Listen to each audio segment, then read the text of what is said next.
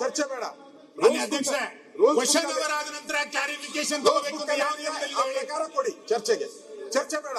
Clarification ಕೇಳಿದರೆ clarification ಕೊಡಿ. ಅಲ್ಲ, ಈಗ ನಾನು ಕ್ವಶನ್ ಅವರ್ ಕರೆದೇನೆ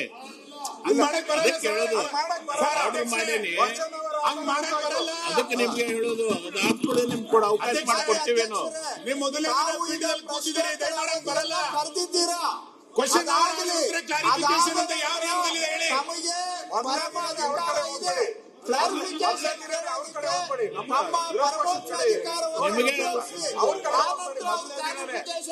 ಇಲ್ಲ ಆ ತರ ಏನಿಲ್ಲ. ಅಧ್ಯಕ್ಷರೇ,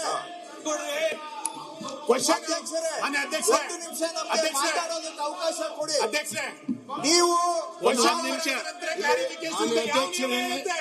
ಯಾವ ನಿಯಮದಲ್ಲಿ ಇದೆ ಅದು ಹೇಳಕ್ಕೆ? ಯಾವ ನಿಯಮ? ನೀವು ಮೊದಲೇ 145 ಏನ್ ಹೇಳುತ್ತೆ? 147 ಮಾನ್ಯ ಅಧ್ಯಕ್ಷರೇ, no debate shall be permitted on this statement. Next sentence ಓದಿ. ಈಗಾಗಲೇ ಪ್ರಶ್ನೋತ್ತರ ಅವಧಿ ಅಂತ ಘೋಷಣೆ ಮಾಡಿದ್ದಾರೆ. ಪೀಠಕ್ಕೆ ಗೌರವ ಕೊಟ್ಟು ಅದಾದ ನಂತರ ನಿಮ್ಮ ಕ್ಲಾರಿಫಿಕೇಶನ್ ಅಧ್ಯಕ್ಷರು ಯಾರು ಹೇಳಿ ಸರ್? ಕ್ಲಾರಿಫಿಕೇಶನ್ ಇಲ್ಲ ಅಂದ್ರೆ ಈಗಾಗಲೇ ಸಚಿವರು ಸ್ಟೇಟ್ಮೆಂಟ್ ಬೈ ಮಿನಿಸ್ಟರ್ clarification ತಗೊಳ್ಳೋಕೆ ಅವಕಾಶ ಇದೆ. Members may be permitted to ask clarification for the purpose of eliciting further information.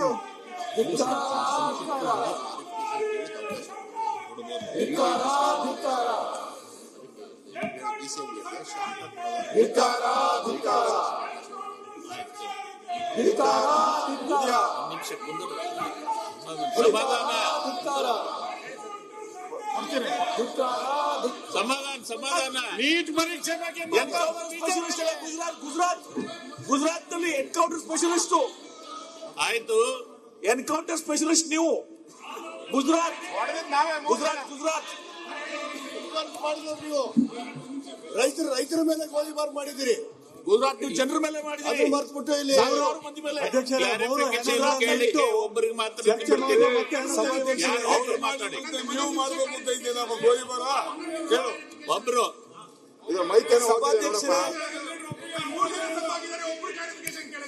ಮತ್ತೆ ಅದು ಮತ್ತೆ ಡಿಬೇಟ್ ಆದಂಗೆ ಆಗತ್ತೆ. ಅದು ನಿಮ್ಮ ವಿರೋಧ ಪಕ್ಷದ ನಾಯಕರ ಮೇಲೆ ವಿಶ್ವಾಸ ಇಲ್ವಾ ನಿಮ್ಗೆ? ಅಧ್ಯಕ್ಷರೇ, ಅವ್ರ ಕ್ಲಾರಿಫಿಕೇಶನ್ ಕೇಳಿ. ಆಯ್ತು, ಅದಕ್ಕೆ ಈಗ ಅಂದ್ರೆ ಏನ್ ಹೇಳ್ಬೇಕು? ವಿರೋಧ ಪಕ್ಷ ನಾಯಕರೇ, ಯುವರ್ ಲೀಡರ್ ಇಸ್ ದೇರ್. ನಿಮ್ ಲೀಡರ್ ಇದ್ದಾರೆ, ಕೇಳಿ.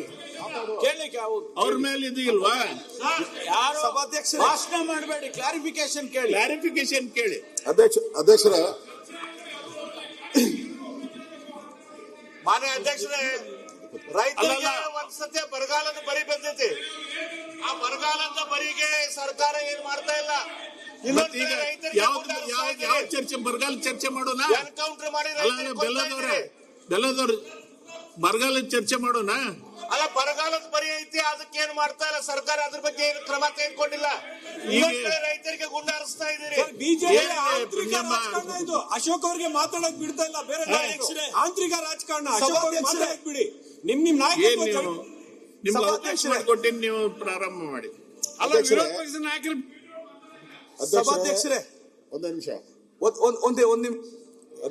ಅಧ್ಯಕ್ಷರೇ, ಪ್ರದೀಪ್ ಅವರೇ ಕುಂತ್ಕೊಳ್ಳಿ. Please sit down. ಪ್ರದೀಪ್, ಅದನ್ನ ಹೇಳ್ತೀನಿ. ಅಧ್ಯಕ್ಷರೇ, ತಾವು ಅಂತೂ ನಮ್ಗೆ ಅವಕಾಶ ಕೊಡಕ್ಕೆ ಒಂದು ಪ್ರಯತ್ನವನ್ನ ಮಾಡಿದ್ದೀರಾ. ಕೊಟ್ಟಿವಿ. ಈಗ ಮತ್ ಪ್ರಯತ್ನಕ್ಕೆ ಕೊಟ್ಟಿಲ್ಲ, ಅರ್ಧ ಕೊಟ್ಟಿದ್ದೀರಾ. ಅರ್ಧ ಸತ್ಯ ಕೊಟ್ಟಿದ್ದೀರಾ, ಅರ್ಧ ಕೊಟ್ಟಿದ್ದೀರಾ ಅಷ್ಟೇ, ಪೂರ್ತಿ ಕೊಟ್ಟಿಲ್ಲ ನಮ್ಗೆ. ಅದೇ ಸ್ವಾತಂತ್ರ್ಯ ಅಂತಾರಲ್ಲ, ಅರ್ಧ ಸ್ವಾತಂತ್ರ್ಯ ನಮ್ಗೆ ಇವಾಗ ಕೊಟ್ಟಿರೋದು, ಪೂರ್ತಿ ಸ್ವಾತಂತ್ರ್ಯ ಕೊಟ್ಟಿಲ್ಲ. ಇದರಲ್ಲಿ ಕ್ಲಿಯರ್ ಆಗಿದೆ, ನೀವು ಮಾಹಿತಿ ಪಡೆಯುವ ಉದ್ದೇಶಕ್ಕಾಗಿ ಪ್ರಶ್ನೆಯನ್ನು ಕೇಳಲು ಸದಸ್ಯರಿಗೆ ಅನುಮತಿ ನೀಡಬಹುದು ಅಂತ. ಒಬ್ಬ ಸದಸ್ಯರು ಅಂತ ಇಲ್ಲಿಲ್ಲ, ಒಬ್ಬ ಸದಸ್ಯರು ಅಂತ ಇಲ್ಲ, ತಾವೊಬ್ಬರು ಅಂತ ಹೇಳಿದ್ರೆ ಎಲ್ಲ ವಿರೋಧ ಪಕ್ಷ ನಾಯಕರು ನಿಮ್ಮೆಲ್ಲರೂ ನಿಮ್ಮ ಹೊಟ್ಟೆಗದಾರ ಅಷ್ಟರವರು ಅಲ್ಲ, ಒಬ್ಬೊಬ್ರು ಕೇಳಿ, ಒಬ್ಬರೋ ಇಬ್ಬರೋ ಕೇಳಿ ಅಷ್ಟೇ. ಏನ್ ಜಾಸ್ತಿ ಎಲ್ಲರೂ ಕೇಳ್ಬೇಕು ಅಂತ ಏನಿಲ್ಲ, ಒಂದಿಬ್ಬರು ಕೇಳಿ. ಅದ್ರ ಬಗ್ಗೆ ನಾನೇನು ನೀವು ಅದನ್ನ ಮಾತಾಡಕ್ ಕೇಳ್ತೀರಿ, ನಿಮ್ ಉಪನಾಯಕರು ಹೇಳ್ತಾರೆ. ಇಲ್ಲ ಇಲ್ಲ, ನಾನು ಹೇಳಿದ್ದು ಯಾವುದೋ ಅವ್ರು ರಿಪೀಟ್ ಮಾಡಬೇಡಿ, ನಾನು ಹೇಳಿದ್ದು ಯಾರೋ ರಿಪೀಟ್ ಮಾಡಬೇಡಿ. ಅಧ್ಯಕ್ಷರೇ, ಇಲ್ಲಿ ನನ್ನ ಪ್ರಶ್ನೆ,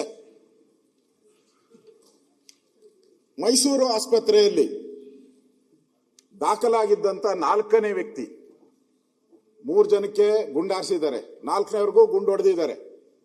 ಆ 4ನೇ ವ್ಯಕ್ತಿ ಮೈಸೂರು ಆಸ್ಪತ್ರೆಯಿಂದ ನಿಗೂಢವಾಗಿ ಕಾಣೆ ಆಗ್ತಾರೆ. ಯಾಕೆ ಕಾಣೆ ಆಗ್ತಾರೆ? ಆತ ಸತ್ಯ ಸಂಗತಿ ಬಯಲು ಮಾಡ್ತಾನೆ ಅಂತೇನೆ ಕಾಣೆ ಆಗ್ತಾರ? ಯಾಕೆ ಕಾಣೆ ಆಗ್ತಾರೆ? ಅದು ಅವನು ಇದುವರೆಗೂ ಸರ್ಕಾರ ಹೇಳಿಲ್ಲ. ಅವರು ಸ್ಟೇಟ್ಮೆಂಟ್ ಅಲ್ಲೂ ನಾನು ನೋಡಿದೆ, ಆ ಸ್ಟೇಟ್ಮೆಂಟ್ ಅಲ್ಲಿ ರಾಮಲಿಂಗಾರೆಡ್ಡಿ ಅವರಲ್ಲಿಯೂ 4ನೇ ವ್ಯಕ್ತಿ ಇದ್ದಾನೆ. ಅಲ್ಲಿ ಎನ್ಕೌಂಟರ್ ಆದಂತಹ ಸಂದರ್ಭದಲ್ಲಿ 4ನೇ ವ್ಯಕ್ತಿ ಇದ್ದಾನೆ. ಆ 4ನೇ ವ್ಯಕ್ತಿ ಬಗ್ಗೆ ಇವರ ಸ್ಟೇಟ್ಮೆಂಟ್ ಅಲ್ಲಿ ಎಲ್ಲೂ ಇಲ್ಲ. ನನ್ನ ಪ್ರಶ್ನೆ ಸರ್ಕಾರಕ್ಕೆ, ಡೌಟ್ ಎಲ್ಲಿ ಬರ್ತಾ ಇದೆ ಜನಗಳಿಗೆ? ರೈತರ ಸಂಘ ಯಾಕೆ ಹೋರಾಟ ಮಾಡ್ತಾ ಇದ್ದಾರೆ? ರೈತರು ಯಾಕೆ ಹೋರಾಟ ಮಾಡ್ತಾ ಇದ್ದಾರೆ? 5,000 ಜನ ಯಾಕೆ ಸೇರ್ಬಿಟ್ರು? ಏನೋ ಇವನ್ ಕಾಡುಗಳ್ಳ ಅಂದಿದ್ರೆ, ವೀರಪ್ಪನ ಕಾಡುಗಳ್ಳ ಅಂತ ನಾವು ಕೇಳಿದ್ರಿ, ಇವ್ ಕಾಡುಗಳ್ಳ ಅಂತ ಹೇಳಿದ್ರೆ ಇಷ್ಟೊಂದು ಜನ 5,000 ಜನ ರೈತರೆಲ್ಲ ಬಂದು ಹಸಿರು ಟವಲ್ ಹಾಕೊಂಡು ಯಾಕೆ ಹೋರಾಟ ಮಾಡ್ತಾ ಇದ್ರು? ನನ್ನ ಪ್ರಶ್ನೆ.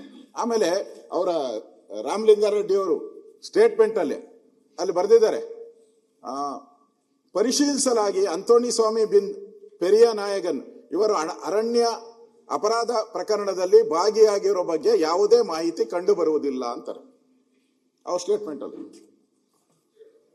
ಸತ್ಯ ಹೇಳವ್ರೆ ನೋಡಿ, ಬಾಲಕೃಷ್ಣ ಕರೆಕ್ಟ್ ಆಗಿ ಮಾತಾಡ್ತಾವ. ಸತ್ಯ ಇಲ್ಲ ಅಂದವ್ರನ್ನ ಹೆಂಗೆ ಎನ್ಕೌಂಟರ್ ಮಾಡ್ತೀರಾ? ಕಾಡುಗಳ್ಳ ಅಂತ ಹೆಂಗೆ ಎನ್ಕೌಂಟರ್ ಮಾಡ್ತೀರಾ? ಅವನ್ಗೆ ಇಲ್ಲ ಅಂದ್ಮೇಲೆ ಅವನು ಅಬಿಚುವಲ್ ಅದ ಏನನ್ನೋದು ಸುರೇಶ್ ಕುಮಾರ್ ಅವರು ಅಫೆಂಡರ್, ಅಬಿಚುವಲ್ ಅಫೆಂಡರ್ ಇದಾರಲ್ಲ. ಈಗ ಯಾರೋ 1 ಕೊಲೆ ಮಾಡಿರ್ತಾನೆ, 2 ಮಾಡಿರ್ತಾನೆ, ಈ ತರ ಆಗಿದ್ರೆ ಅವನ ರೆಗ್ಯುಲರ್ ರೌಡಿ ಅನ್ನೋ ತರ ಇರ್ತೈತೆ. ರೆಗ್ಯುಲರ್ ರೌಡಿ ಲಿಸ್ಟ್ ಅಲ್ಲಿ ಇರ್ಬೇಕು ಅವನು. ಇವನೇನು ಇಲ್ಲ, ರೌಡಿ ಲಿಸ್ಟ್ ಅಲ್ಲೇ ಇಲ್ಲ ಇವನು. ಹೆಂಗೆ ಮಾಡಿದ್ರಿ ಅವನಿಗೆ? ಮತ್ತೆ ಗುಂಡು, ಅಧ್ಯಕ್ಷರೇ, ತಮ್ಮ ನನಗಿಂತ ತಾವು ಬಹಳ ಸ್ಪರ್ಧೆ ಮಾಡಿದ್ದೀರಾ, ನೀವೆಲ್ಲ ಜನಗಳ ಮಧ್ಯೆ ಇದ್ದವರು. ಒಂದು ಅರ್ಥ ಮಾಡ್ಕೊಳ್ಳಿ, ಕಾಡಲ್ಲಿ ಫೈರಿಂಗ್ ಆಗ್ಬೇಕಾದ್ರೆ, ಕಾಡು ಗೊತ್ತಲ್ಲ, 1000 ಕಿಲೋಮೀಟರ್ ಇರ್ತದೆ. ಫೈರಿಂಗ್ ಆಗ್ಬೇಕಾದ್ರೆ ಎಷ್ಟು ರೇಂಜಲ್ಲಿ ಆಗ್ಬೇಕು? ಪರಮೇಶ್ವರ್ ಉತ್ತರ ಕೊಡ್ತಾರೆ, ಆಮೇಲೆ ಕೇಳಿ ಅವರು. ಪರಮೇಶ್ವರ್ ಸತ್ಯ ಹೇಳ್ತಾರೆ ಅಂತ ನಾನು ತಿಳ್ಕೊಂಡು, ಎಷ್ಟು ಇದ್ರಾಗಬೇಕು? ಒಂದು ಅರ್ಧ ಕಿಲೋಮೀಟರ್ ದೂರ ರೇಂಜ್ ಏನಿರ್ತೈತೆ ಅದರದ್ದು? ಇವ್ರದ್ದು ರೇಂಜ್ ಏನಿದೆ? ಆ ಗನ್ನಿನ ರೇಂಜ್ ಏನಿದೆ?